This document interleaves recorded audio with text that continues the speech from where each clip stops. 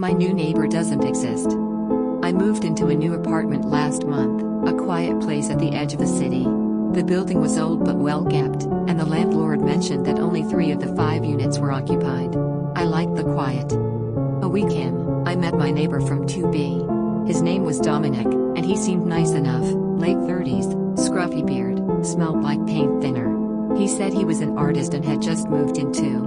We chatted for a bit in the hallway, and I asked him if he wanted to grab a drink sometime. He smiled and said, "Maybe later. I'm still unpacking." I started noticing little things. Loud footsteps at odd hours coming from his unit. Strange smells, sometimes chemical, other times like something burned. Once, I saw red light seeping through the bottom of his door in the middle of the night.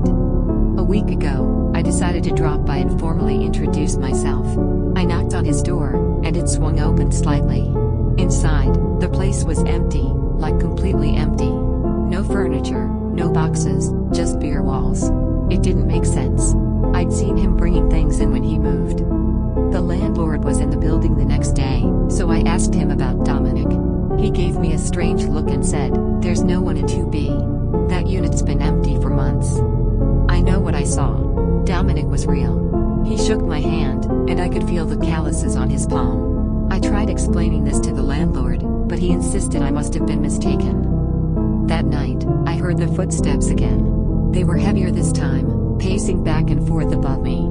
I checked the building directory. 2B is directly above my unit. The next morning, I left for work and saw a note taped to my door. The handwriting was messy but legible. "Don't open the door at night." I didn't sleep that night. I stayed up, listening. Around 3 a.m., I heard faint knocking at my door, slow and deliberate. I didn't move, didn't even breathe. I haven't heard anything since, but I still don't know what to do. Am I imagining all this? Or is Dominic still there?